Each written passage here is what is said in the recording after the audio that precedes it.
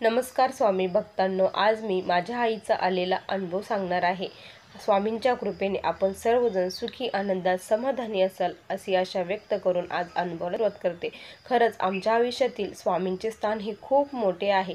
स्वामी जर आमच्या आयुष्यात आले नसते, स्वामींची आम्ही सेवा केली नसती, तर आज आम्ही कदाचित या सुखाच्या मार्गात नसतो, कुठेतरी दुःखात भरकटत असतो। खरंच सेवा केलेली कधीच वाया जात नाही। म्हणतात ना की जे स्वामींच्या बँकेमध्ये जर पुण्याचा साठा खूप केलेला असेल तर आपलं चेक कधीच बाउन्स होत नाही। या प्रकारे आमच्या आयुष्यात सदैव घडलेलं आहे। ज्यावेळेस खूप मोठं संकट येतं त्यावेळेस खरंच स्वामींची जी काही सेवा केलेली आहे ती सेवेचं फळ आम्हाला मिळत असतं। असंच काही आत्ता देखील घडलं आहे। चला तर मग मी तुम्हाला अनुभवाला सांगते। तोपर्यंत तुम्ही जर चॅनलवर नवीन असाल तर सबस्क्राईब करायला विसरू नका। असेच नवीन नवीन अनुभव रोज मी या चॅनलवरती सांगत असते आणि ज्यांना कुणाला आपला अनुभव शेअर करायचा असेल त्यांनी या नंबरवरती आपला अनुभव शेअर करावा। काय झालं होतं ना की माझी आई खूप स्वामींची सेवा करते असं नाही, पण तिला लिहिता वाचता देखील येत नाही। पण स्वामींच्या कृपेने आणि तिची खूप तळमळ होती की मला लिहिता यावं वाचता यावं, स्वामींची सेवा करता यावी। ती 2 तास बसून स्वामींचा एक अध्याय वाचत असायची। पण स्वामींनी देखील तिची इच्छा ही पूर्ण केली। आज कोणीही म्हणणार नाही की तिला वाचता येत नाही। ती स्वामींची सर्व काही सेवा ही करू शकते। ती मोबाईलमध्ये बघून आणि तिचं स्वामीचरित्र पूर्ण पाठ झालं आहे। ही देखील स्वामींची खूप मोठी कृपा तिच्यावरती झालं होतं।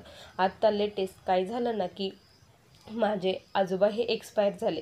आजोबा म्हणजे आईचे वडील हे एक्सपायर झाले आणि त्यामुळे त्यांचा महिना होता। 1 महिना त्यांना कंप्लीट झाला आणि महिन्यासाठी आईला जायचं होतं आणि पप्पांना काम होतं, त्यामुळे पप्पा जाऊ शकणार नव्हते। मग पप्पांनी तिला एक गावातूनच बसून एका यांच्या ओळखीची गाडी होती त्याच्यावरती बसून दिलं। आता आई त्या गाडीवरती जाणार होती आणि आईचा महाराजांचा जप हा कंटिन्यू तिच्या तोंडामध्ये चालू असतो। ती श्री स्वामी समर्थशिवाय काही एक बोलत नाही आणि म्हणतही नाही। तिचा कंटिन्यू जप चालू होता आणि ती गाडीवरती बसलेली होती। असेच चालले, पुढे गेल्यानंतर त्या गाडीला चेन कवर वगैरे काही एक नव्हतं आणि मग तिचा जी साडी आहे, ज्या मिऱ्या आहेत त्या चाकामध्ये कधी गुंतल्या त्या कळाल्याच नाही आणि ती पूर्ण साडी त्याच्यामध्ये गुंडाळली। ज्यावेळेस साडी चाकामध्ये गुंडाळली त्यावेळेस तिच्या हाताची जी पिशवी जे होतं ते सर्व काही रस्त्यावरती पडलं आणि महाराजांना तिने मोठ्याने हाक मारली आणि खूप मोठ्याने हाक मारली, श्री स्वामी समर्थ अशी ती म्हटली आणि गाडी जागेवरती थांबली। मेन रोड होता, रोड हे वाहत होता आणि त्याच वेळेस तिथे जे सर्व लोक खूप भरभर जमा झाले आणि लोक जमा झाले त्यावेळेस सर्वजण आश्चर्यचकित झाले की ताई, असं आत्तापर्यंत घडलंच नाही म्हणे की साडी गाडीमध्ये गुंतली आणि ती बाई खाली पडली नाही किंवा तिला काही झालं नाही, तुम्ही कशा वाचल्या? आणि खरंच बघितलं ना तर साडीचं काही एक राहिलेलं नव्हतं।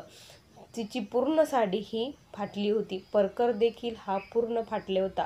साडीचा चुराचुरा झाला पण तिला खरचटलं देखील नाही आणि काहीच लागलं नाही। स्वामी कृपेने ती एकदम ठणठणीत बरी होती आणि मग ती शेजारच्या घरी जाऊन साडी वगैरे चेंज करून आली आणि त्यानंतर ती चालली होती, चालायला लागली आणि लगेच तिथे एक बाबा आले, वयस्कर वृद्धस्थ बाबा गाडीवरती आले आणि ते म्हटले की चला ताई, मी तुम्हाला सोडतो।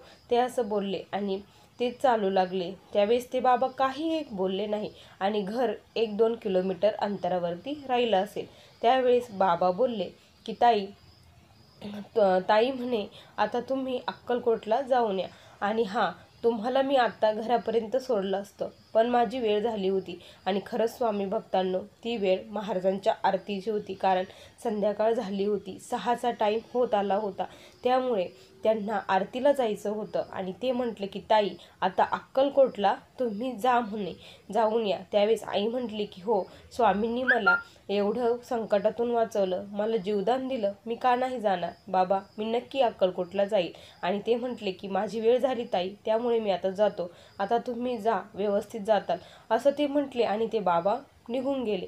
ते बाबा थोड्याच अंतरावर गेले, कुठे गेले मलाही दिसले नाही आणि ते असं का बरं म्हटले हे काही कळायला मार्ग नव्हता। पण ज्यावेळेस माझ्या आईने खूप विचार केला आणि तिने मला सर्व सांगितलं. त्यावेळेस म्हटलं, अगं वेडे, ते प्रत्यक्षात स्वामी महाराज होते. आरतीची वेळ झालेली होती, त्यामुळे ते म्हटले की माझी आता वेळ झाली, त्यामुळे मी तुम्हाला तिथपर्यंत सोडू शकत नाही. कारण जेव्हा आपण स्वामींची आरती करत असतो त्यावेळेस प्रत्यक्षात स्वामी महाराज तेथे उपस्थित राहतात. कारण प्रत्येक भक्त हा स्वामींना अर्थतेने हाक मारत असतो. आरती करणे म्हणजे अर्थतेने हाक मारणे आणि त्यामुळे स्वामींना तेथे सगुण रूपाने वास हा करावाच लागतो. त्यामुळे स्वामींना तेथून जावं लागलं आणि आईला त्यांनी तिथे सोडलं आणि शेवटी म्हटले ना, अक्कलकोटला जा म्हणून. तर आता आई अक्कलकोटला जाणार आहे. खूप मोठं विघ्न स्वामींनी दूर केलं. खरंच स्वामींचे जेवढे आभार मानावे, जेवढे उपकार मानावे, तेवढे आमच्यासाठी थोडेच आहे. स्वामींचे खूप मोठे स्थान आमच्या आयुष्यामध्ये आहे. खरंच स्वामी, खरंच म्हणजे खरंच किती तुम्हाला मी किती उपकार मानू काहीच कळत नाही. स्वामी, आता एकच इच्छा आहे की माझ्या आईकडून आणि माझ्याकडनं तुमच्या चरणाची खूप सेवा करून घ्यावी आणि अशीच आम्हाला साथ द्यावी. आणि तुमचे जे काही असे अनुभव आहे त्यामुळे जर एखादा सेवेकरी घडत असेल तर ही सेवा माझ्याकडून निरंतर तुम्हीच करून घ्यावी, हीच तुमच्या चरणी प्रार्थना. असा हा आम्हाला आलेला स्वामींचा छोटासा पण खूप सुंदर अनुभव होता. तुम्हाला हा अनुभव कसा वाटला नक्की कमेंटमध्ये कळवा. पुन्हा भेटूया अशा सुंदर अनुभवासोबत. तोपर्यंत सर्व स्वामी भक्तांना श्री स्वामी समर्थ. जय जय स्वामी समर्थ. श्री गुरुदेव दत्त.